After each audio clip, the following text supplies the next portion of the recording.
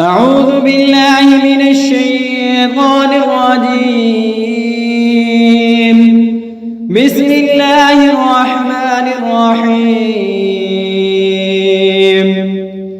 وما أبرئ نفسي إن النفس لأمارة بالسوء إلا ما رحم ربي إن ربي غفور رحيم. وقال الملك ائتوني به أستخلصه لنفسي فلما كلمه قال إنك اليوم لدينا مكين أمين. قال اجعلني على خزائن الأرض إني حفيظ عليم. وكذلك مكنا ليوسف في الأرض يتبوأ منها حيث يشاء نصيب برحمتنا من نشاء ولا نضيع أجر المحسنين ولأجر الآخرة خير للذين آمنوا وكانوا يتقون. وجاء إخوة يوسف فدخلوا عليه فعرفهم وهم له منكرون. ولما جهزهم بجهازهم قال ائتوني بأخ لكم من أبيكم ألا ترون أني أوفي الكيل وأنا خير المنزلين فإن لم تأتوني به فلا كيل لكم عندي ولا تقربون. قالوا سنراود عنه أباه وإنا لفاعلون. وقال لفتيانه اجعلوا بضاعتهم في رحالهم لعلهم يعرفونها إذا انقلبوا إلى أهلهم لعلهم يرجعون. فلما رجعوا إلى أبيهم قالوا يا أبانا منع منا الكيل فأرسل معنا أخانا نكتل وإنا له لحافظون. قال هل آمنكم عليه إلا كما أمنتكم على أخيه من قبل فالله خير حافظا وهو أرحم الراحمين. ولما فتحوا متاعهم وجدوا بضاعتهم ردت إليهم قالوا يا أبانا ما نبغي هذه بضاعتنا ردت إلينا ونمير أهلنا ونحفظ أخانا ونزداد كيل بعير ذلك كيل يسير. قال لن أرسله معكم حتى تؤتون موثقا من الله لتأتونني به إلا أن يحاط بكم. فلما آتوه موثقهم قال الله على ما نقول وكيل. وقال يا بني لا تدخلوا من باب واحد وادخلوا من أبواب متفرقة وما أغني عنكم من الله من شيء إن الحكم إلا لله عليه توكلت وعليه فليتوكل المتوكلون.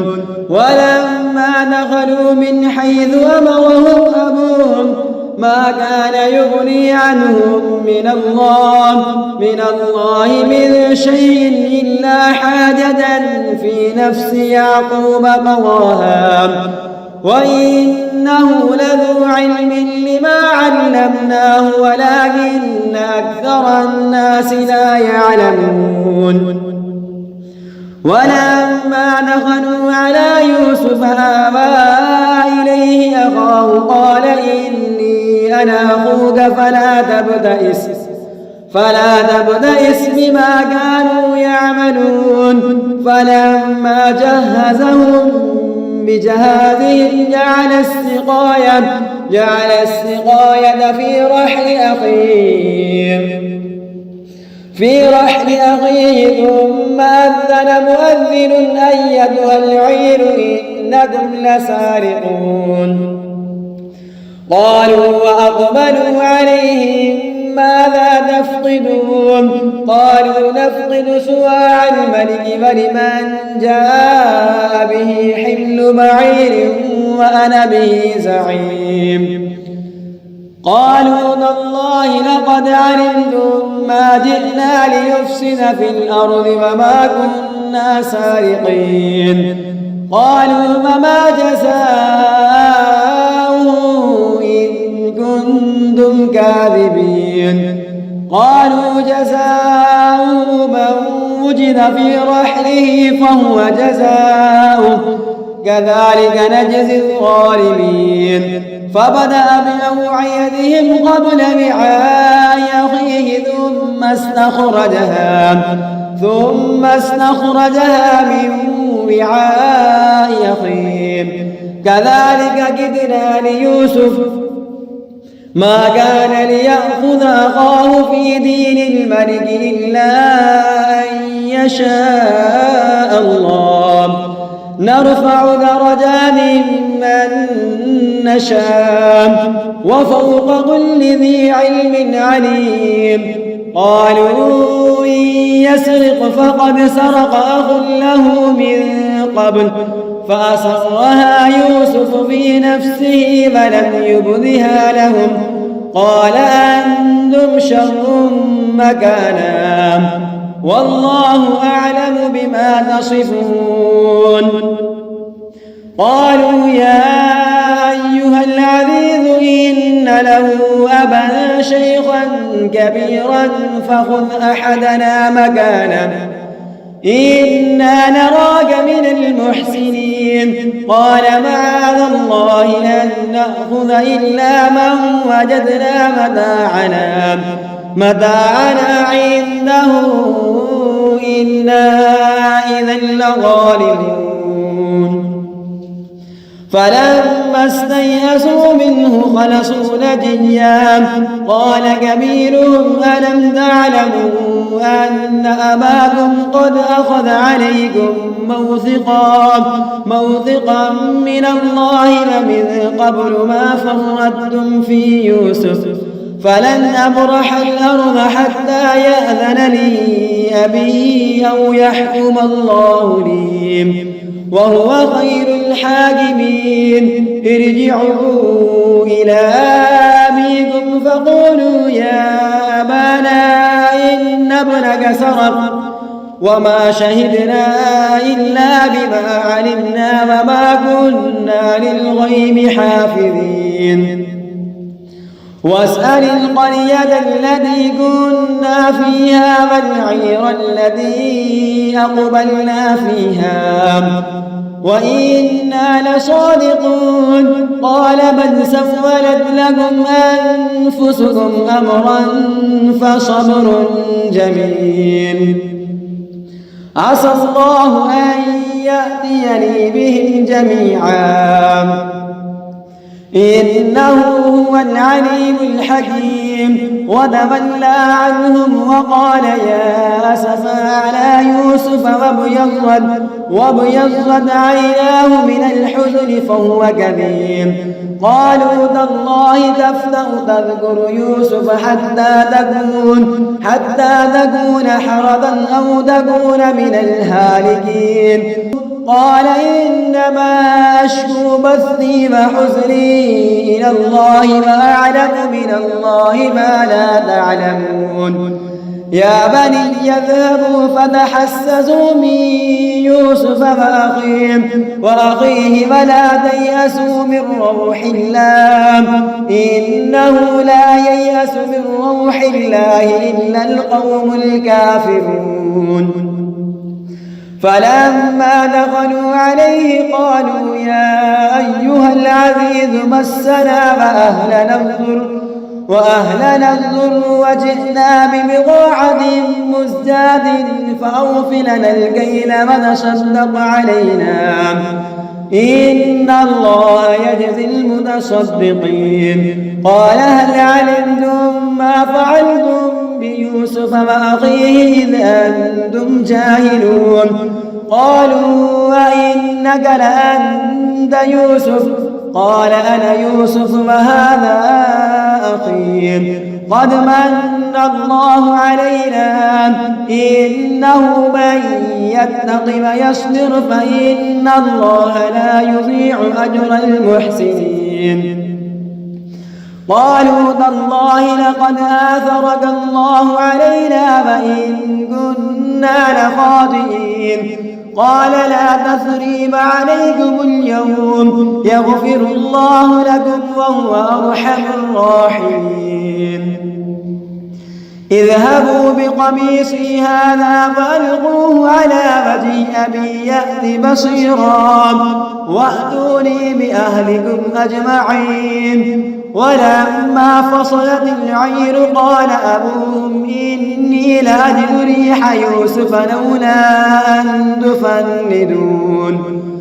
قالوا تالله إنك لفي ضلالك القديم.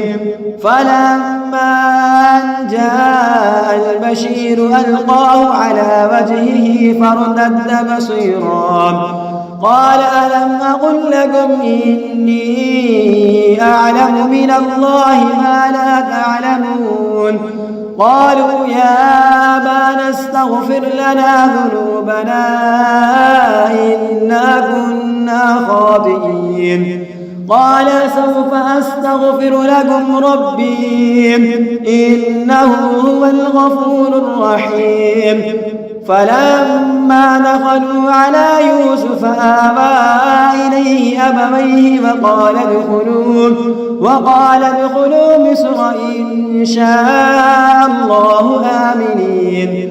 ورفع أبويه على العرش فخروا له سجدا وقال يا أبت هذا تأويل رؤياي من قبل قد جعلها ربي حقا وقد أحسن بي إذ أخرجني من السجن وجاء بكم من البدو من بعد أن نزغ الشيطان بيني وبين إخوتي إن ربي لطيف لما يشاء إنه هو العليم الحكيم. رب قد آتيتني من الملك وعلمتني من تأويل الأحاديث فاطر السماوات والأرض أنت وليي في الدنيا والآخرة توفني مسلما وألحقني بالصالحين.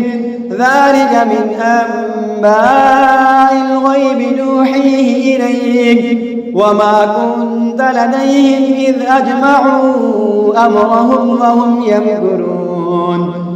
وما أكثر الناس ولو حرصت بمؤمنين وما تسألهم عليه من أجر إن هو إلا ذكر للعالمين.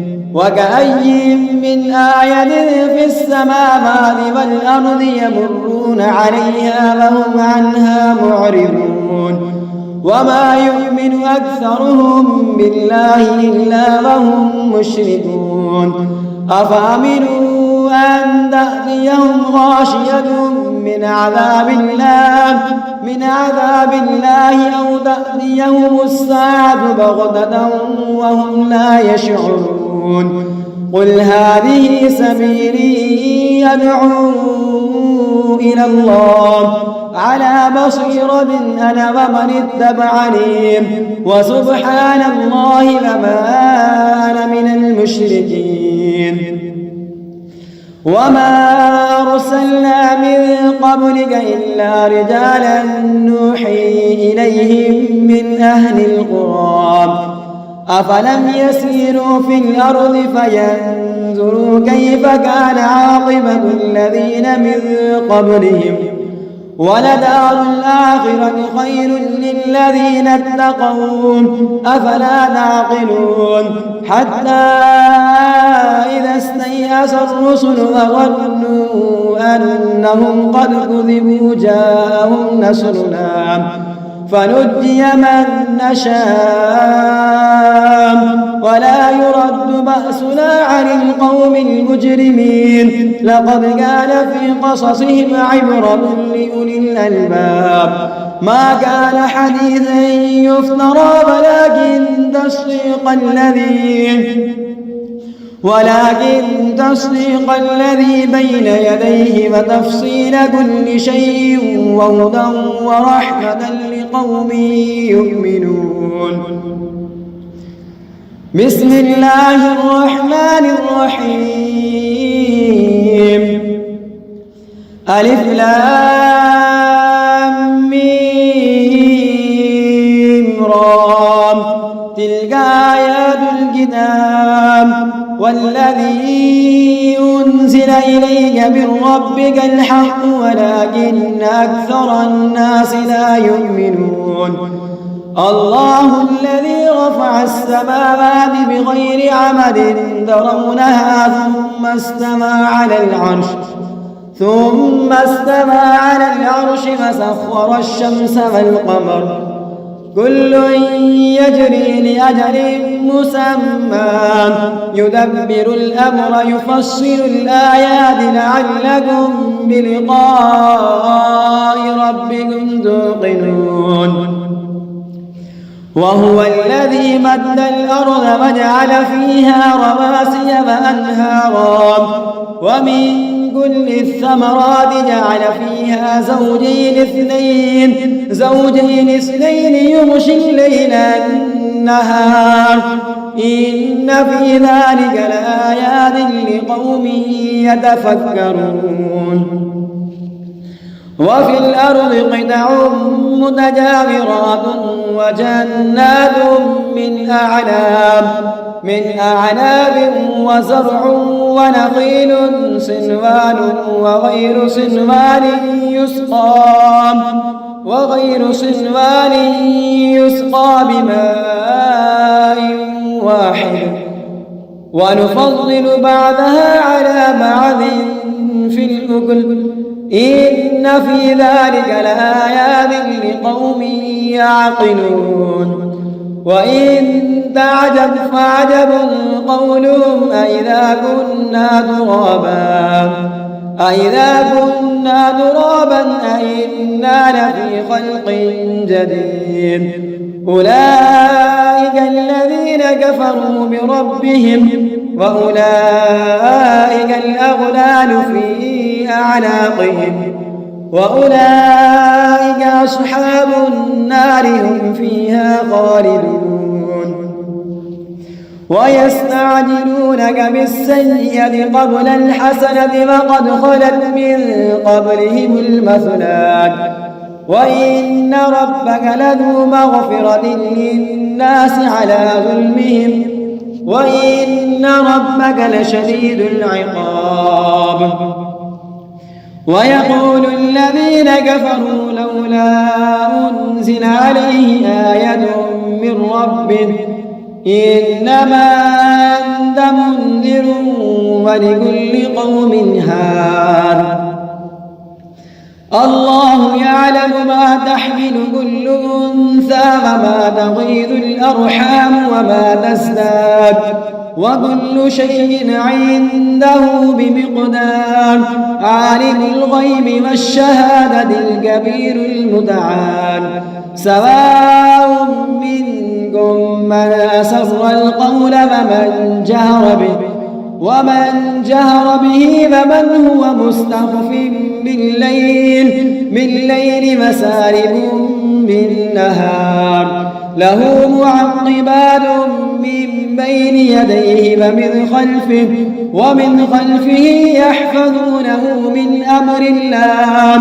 إن الله لا يغير ما بقوم حتى يغيروا ما بأنفسهم. وإذا أراد الله بقوم سوءا فلا مرد له وما لهم من دونه من وال. هو الذي يريكم البرق خوفا وطمعا وينشئ السحاب الثقال ويسبح الرعد بحمده والملائكة من خيفته ويرسل الصواعق فيصيب بها من يشاء وهم يجادلون في الله وهو شديد المحال. له دعوة الحق والذين يدعون من دونه لا يستجيبون لهم بشيء إلا كباسط كفيه إلى الماء ليبلغ فاه وما هو ببالغه وما دعاء الكافرين إلا في ضلال. ولله يسجد من في السماوات والأرض طوعا وكرها وظلالهم بالغدو والآصال.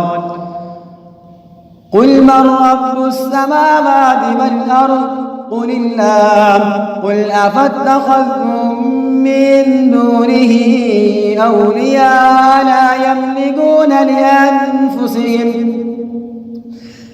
يملكون لأنفسهم نفعا ولا ضرا. قل هل يستوي الأعمى والبصير أم هل تستوي الظلمات والنور أم جعلوا لله شركاء خلقوا كخلقه فتشابه الخلق عليهم. قل الله خالق كل شيء وهو الواحد القهار. أنزل من السماء ماء فسالت أودية بقدرها فاحتمل السيل زبدا رابيا ومما يوقدون عليه في النار ابتغاء حلية أو متاع زبد مثله كذلك يضرب الله الحق والباطل فأما الزبد فيذهب جفاء وأما ما ينفع الناس فيمكث في الأرض كذلك يضرب الله الأمثال للذين استجابوا لربهم الحسنى والذين لم يستجيبوا له لو أن لهم ما في الأرض جميعا ومثله معه لافتدوا به أولئك لهم سوء الحساب ومأواهم جهنم وبئس المهاد.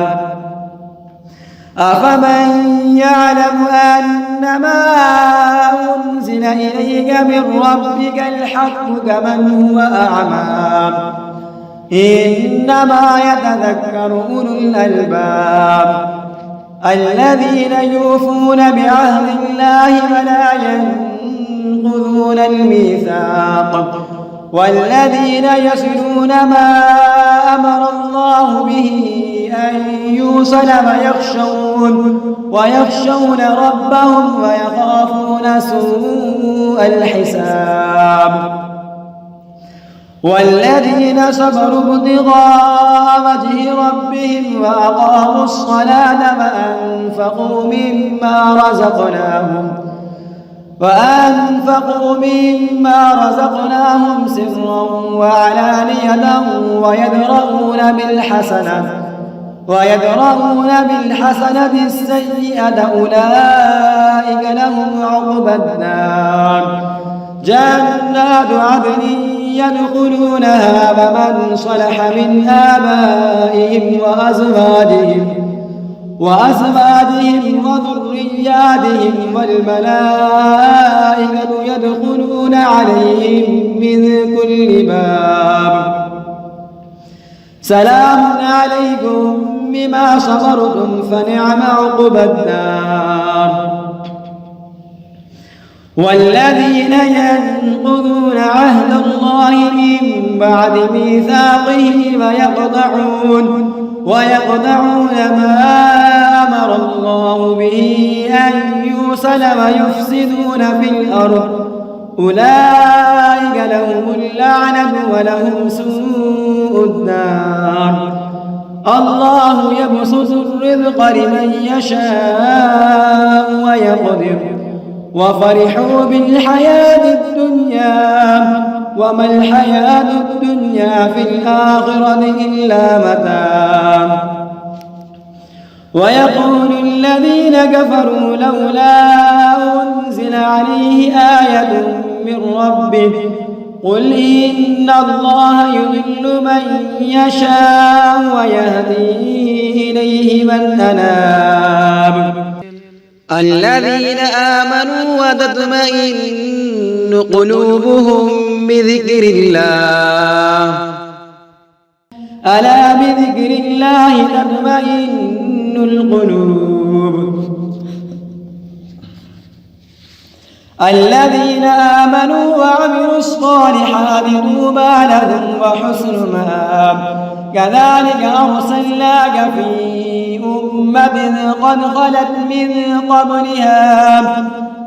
قبلها أمم لتتلو عليهم الذي أوحينا إليك وهم يكفرون بالرحمن قل هو ربي لا إله إلا هو عليه توكلت وإليه متاب. ولو أن قرآنا سيرت به الجبال أو قطعت به الأرض أو كلم به الموتى بل لله الأمر جميعا. أفلم ييأس الذين آمنوا أن لو يشاء الله لهدى الناس جميعا. ولا يزال الذين كفروا تصيبهم بما صنعوا قارعة أو تحل قريبا من دارهم حتى يأتي وعد الله إن الله لا يخلف الميعاد. ولقد استهزئ برسل من قبلك فأمليت للذين كفروا ثم أخذتهم فكيف كان عقاب. أفمن هو قائم على كل نفس بما كسبت وجعلوا لله شركاء قل سموهم أم تنبئونه بما لا يعلم في الأرض أم بظاهر من القول بل زين للذين كفروا مكرهم وصدوا عن السبيل ومن يضلل الله فما له من هاد. لهم عذاب في الحياة الدنيا ولعذاب الآخرة أشق وما لهم من الله من واق. مثل الجنة التي وعد المتقون تجري من تحتها الأنهار أكلها دائم وظلها تلك عقبى الذين اتقوا وعقبى الكافرين النار. والذين آتيناهم الكتاب يفرحون بما أنزل إليك ومن الأحزاب من ينكر بعضا قل إنما أمرت أن أعبد الله ولا أشرك به إليه أدعو وإليه مآب. وكذلك أنزلناه حكما عربيا ولئن اتبعت أهواءهم بعدما جاءك من العلم ما لك من الله من ولي ولا واق. ولقد أرسلنا رسلا من قبلك وجعلنا لهم أزواجا وذرية وما كان لرسول أن يأتي بآية إلا بإذن الله لكل أجل كتاب يمحو الله ما يشاء ويثبت وعنده أم الكتاب. وإما نرينك بعض الذي نعدهم أو نتوفينك فإنما عليك البلاغ وعلينا الحساب. أولم يروا أنا نأتي الأرض ننقصها من أطرافها والله يحكم لا معقب لحكمه وهو سريع الحساب. وقد مكر الذين من قبلهم فلله المكر جميعا يعلم ما تكسب كل نفس وسيعلم الكفار لمن عقبى الدار.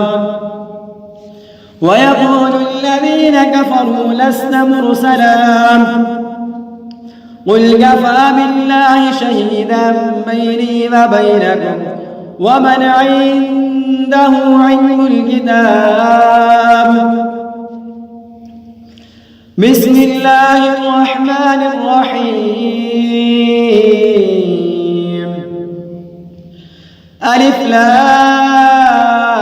لام را كتاب أنزلناه إليك لتخرج الناس من الظلمات إلى النور بإذن ربهم إلى صراط العزيز الحكيم. الله الذي له ما في السماوات وما في الأرض وويل للكافرين من عذاب شديد.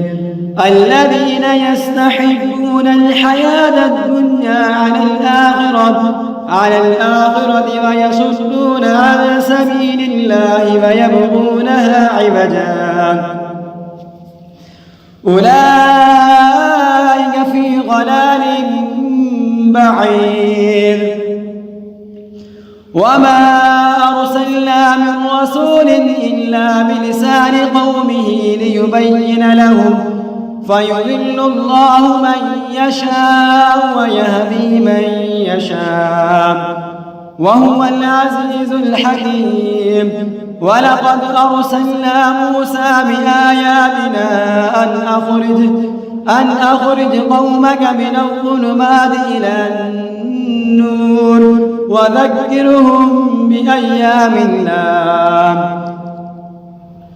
إن في ذلك لآيات لكل صبار شكور. وإذ قال موسى لقومه اذكروا نعمة الله عليكم إذ أنجاكم من آل فرعون يسومونكم سوء العذاب ويذبحون أبناءكم ويستحيون نساءكم وفي ذلكم بلاء من ربكم عظيم. وإذ تأذن ربكم لئن شكرتم لأزيدنكم ولئن كفرتم إن عذابي لشديد. وقال موسى إن تكفروا أنتم ومن في الأرض جميعا فإن الله لغني حميد. ألم يأتكم نبأ الذين من قبلكم قوم نوح وعاد وثمود والذين من بعدهم لا يعلمهم إلا الله جاءتهم رسلهم بالبينات فردوا أيديهم في أفواههم وقالوا إنا كفرنا بما أرسلتم به وإنا لفي شك مما تدعوننا إليه مريب. قالت رسلهم أفي الله شك فاطر السماوات والأرض يدعوكم ليغفر لكم من ذنوبكم ويؤخركم إلى أجل مسمى قالوا إن أنتم إلا بشر مثلنا تريدون أن تصدونا عما كان يعبد آباؤنا فأتونا بسلطان مبين. قالت لهم رسلهم إن نحن إلا بشر مثلكم ولكن الله يمن على من يشاء من عباده وما كان لنا أن نأتيكم بسلطان إلا بإذن الله وعلى الله فليتوكل المؤمنون. وما لنا ألا نتوكل على الله وقد هدانا سبلنا ولنصبرن على ما آذيتمونا وعلى الله فليتوكل المتوكلون. وقال الذين كفروا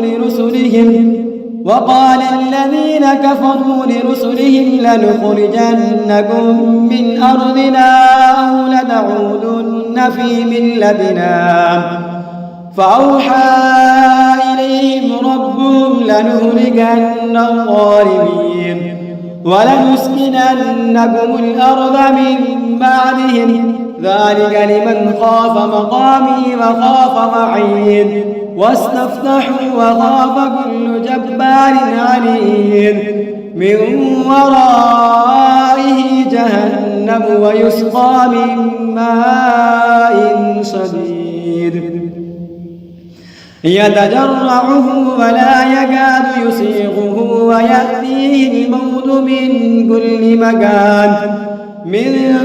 مكان وما هو بميت ومن ورائه عذاب غليظ. مثل الذين كفروا بربهم أعمالهم كرماد اشتدت به الريح في يوم عاصف لا يقدرون مما كسبوا على شيء ذلك هو الضلال البعيد. ألم تر أن الله خلق السماوات والأرض بالحق إن يشأ يذهبكم ويأتي بخلق جديد وما ذلك على الله بعزيز. وبرزوا لله جميعا فقال الضعفاء للذين استكبروا إنا كنا لكم تبعا فهل أنتم مغنون عنا من عذاب الله من شيء قالوا لو هدانا الله لهديناكم سواء علينا أجزعنا أم صبرنا ما لنا من محيص.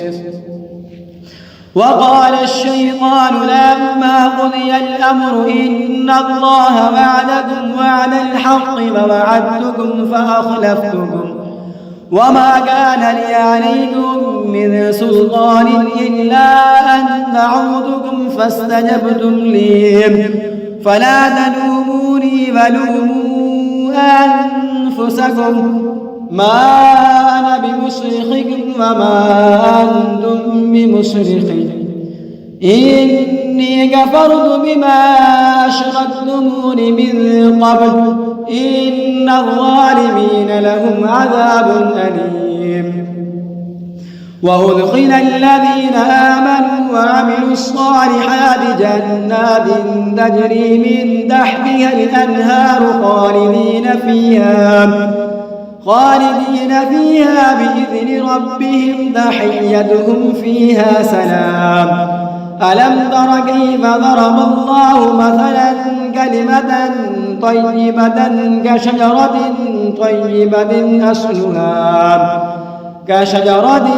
طيبة أصلها ثابت وفرعها في السماء تؤتي أكلها كل حين بإذن ربها ويضرب الله الأمثال للناس لعلهم يتذكرون ومثل كلمة خبيثة كشجرة خبيثة اجتثت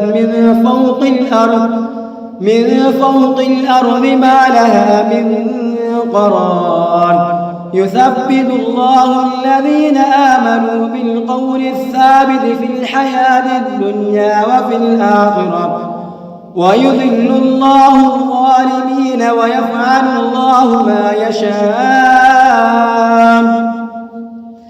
ألم تر إلى الذين بدلوا نعمة الله كفرا وأحلوا قومهم دار البوار جهنم يصلونها وبئس القرار وجعلوا لله أندادا ليضلوا عن سبيله قل تمتعوا فإن مصيركم إلى النار قل لعبادي الذين آمنوا يقيموا الصلاة وينفقوا مما رزقناهم سرا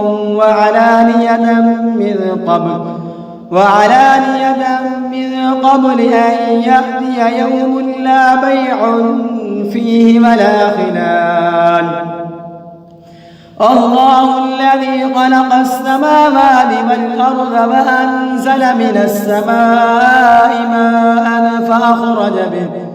فأخرج به من الثمرات رزقا لكم وسخر لكم الفلك لتجري في البحر بأمره وسخر لكم الأنهار وسخر لكم الشمس والقمر دائبين وسخر لكم الليل والنهار وآتاكم من كل ما سألتموه وإن تعدوا نعمة الله لا تحصوها إن الإنسان لظلوم كفار وإذ قال إبراهيم رب اجعل هذا البلد آمنا واجنبني وبني أن نعبد الأصنام رب إنهن أضللن كثيرا من الناس فمن تبعني فإنه مني ومن عصاني فإنك غفور رحيم ربنا إني أسكنت من ذريتي بباد غير ذي زرع عند بيتك المحرم ربنا ليقيموا الصلاة فاجعل أفئدة من الناس تهوي إليهم وارزقهم من الثمرات لعلهم يشكرون ربنا إنك تعلم ما نخفي وما نعلم وما يخفى على الله من شيء في الأرض ولا في السماء الحمد لله الذي وهب لي على الكبر إسماعيل وإسحاق إن ربي لسميع الدعاء رب اجعلني مقيم الصلاة ومن ذريتي ربنا وتقبل دعاء ربنا اغفر لي ولوالدي وللمؤمنين يوم يقوم الحساب ولا تحسبن الله غافلا عما يعمل الظالمون إنما يؤخرهم ليوم تشخص فيه الأبصار مهطعين مقنعي رؤوسهم لا يرتد إليهم طرفهم وأفئدتهم هواء وأنذر الناس يوم يأتيهم العذاب فيقول الذين ظلموا ربنا أخرنا إلى أجل قريب نجب دعوتك ونتبع الرسل أولم تكونوا أقسمتم من قبل ما لكم من زوال وسكنتم في مساكن الذين ظلموا أنفسهم وتبين لكم كيف فعلنا بهم وضربنا لكم الأمثال وقد مكروا مكرهم وعند الله مكرهم وإذ كان مكرهم لتزول منه الجبال فلا تحسبن الله مخلف وعده رسله إن الله عزيز ذو انتقام يوم تبدل الأرض غير الأرض والسماوات وبرزوا لله الواحد القهار وترى المجرمين يومئذ مقرنين في الأسفاد سرابيلهم من قطران وتغشى وجوههم النار ليجزي الله كل نفس ما كسبت إن الله سريع الحساب هذا بلاغ للناس ولينذروا به وليعلموا أنما هو إله واحد وليذكر أولو الألباب